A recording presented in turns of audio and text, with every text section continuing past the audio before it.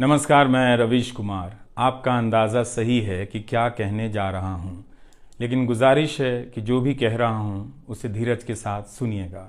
बेटी विदा होती है तो वो दूर तक पीछे मुड़कर मायके को देखती रहती है। मैं इसी स्थिति में हूँ। अभी मुड़कर देख लेने दीजिए, फिर कभी विस्तार से एनडीटीवी की बात करूँगा। आज की शाम एक ऐसी शाम है जहाँ चिड़िया को उसका घोंसला नज़र नहीं आ रहा, क्योंकि कोई और उसका घोंसला ले गया है। मगर उसके सामने थक जाने तक एक खुला आसमान ज़रूर नज़र आ रहा है। इस बात की सहानुभूति मुझसे ना रखें कि मैं चिट्ठी छांटता था। मैं उनकी तरह नहीं हूँ कि अचानक चाय बेचने की बात करने लग गया। उतर रहा हूँ जहाज से, बात कर रहा हूँ चाय बेचने की।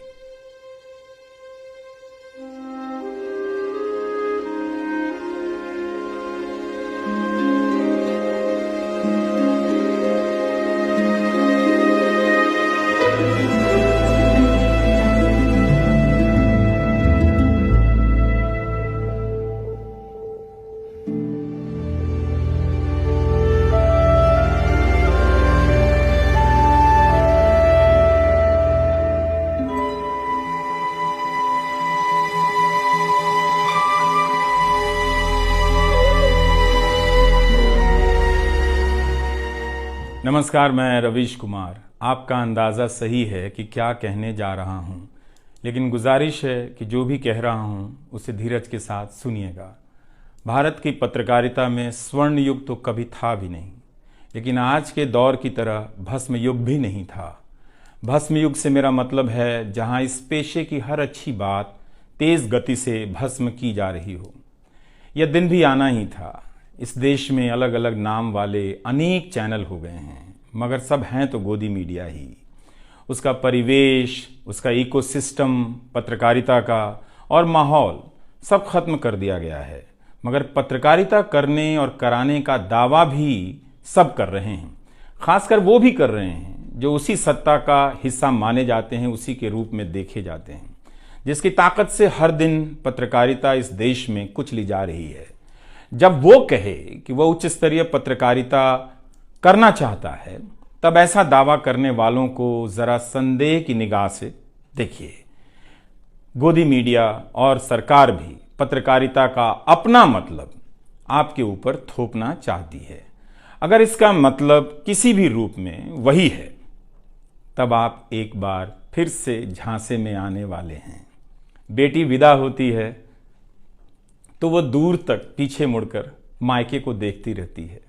मैं इसी स्थिति में हूँ। अभी मुड़कर देख लेने दीजिए, फिर कभी विस्तार से एनडीटीवी की बात करूँगा। लोगों के बारे में और एनडीटीवी के बारे में, डॉक्टर रॉय, राधिका रॉय के बारे में भी। मैं कई लोगों की प्रतिक्रियाएं पढ़ रहा था। बहुत सी बातें तो मुझे आज ही पता चली। हैरानी हुई कि हर किसी के पास एनडीटीवी का एक अलग ही किस्सा है। वाकई उन 27 वर्षों के बारे में ठहर कर और संभल कर बात करने की ज़रूरत है। एनडीटीवी ने एक चीज़ सिखाई कि टीवी में और टीवी का एक ही मतलब होता है, टीम। एंकरों के स्टार बनाए जाने के बाद यह धारणा टूट गई, मगर आज भी टीवी के बुनियाद में यही है कि जितनी अच्छी टीम होगी उतना अच्छा काम होगा। अभी इस बात को यहीं रहने देता हूँ, कभी किसी और वक्त के लिए, तब जब आप भावुक ना हों, तब जब मैं भावुक ना हूँ कि एनडीटीवी छूट रहा है।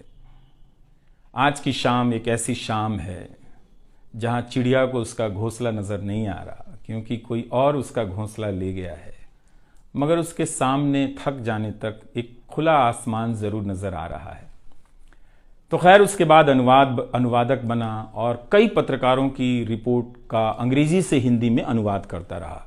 इसके बाद मैं रिपोर्टर बन गया और फिर मेरी दैनिक रिपोर्ट की अलग यात्रा शुरू होती है। रवीश की रिपोर्ट से काफ़ी कुछ सीखने को मिला। तो इस तरह से यह एनडीटीवी में ही संभव हुआ कि एक चिट्ठी छांटने वाला इसके एक चैनल का ग्रुप एडिटर समूह संपादक बनता है और आज उसे छोड़ रहा है, इस्तीफा दे रहा है। बहुत बड़ी बड़ी शक्तियाँ पीछे खड़ी हैं इस एक पत्रकार के पीछे। तो स्वाभाविक है कि ये नौबत आनी थी। इसका अंदाज़ा मुझे पहले भी था, लेकिन जिस दिन आता है उस दिन अच्छा तो नहीं लगता है। लेकिन मैं आपसे यह भी कहना चाहता हूं कि जब भी मेरे बारे में मूल्यांकन करें, इस बात की सहानुभूति मुझसे ना रखें कि मैं चिट्ठी छांटता था।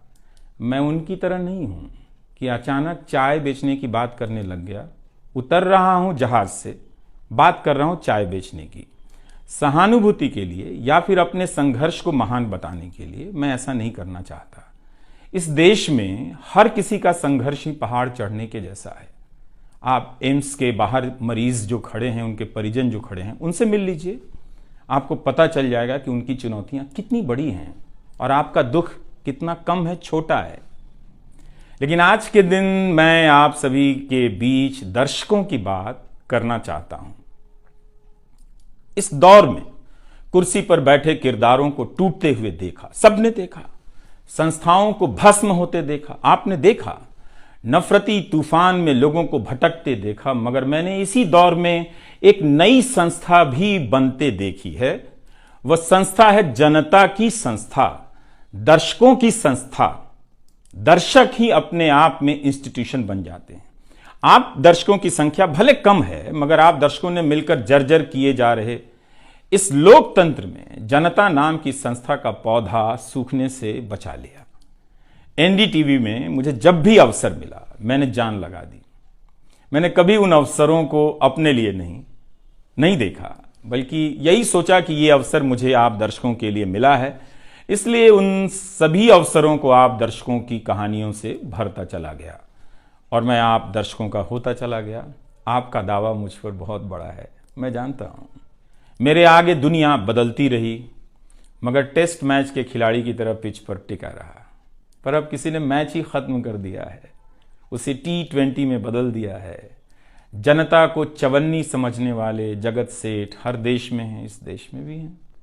अगर वो दावा करें कि आप तक सही सूचनाएं पहुंचाना चाहते हैं, तो इसका मतलब है कि डॉलर अपनी जेब में रखकर आपकी जेब में चवन्नी डालना चाहते हैं।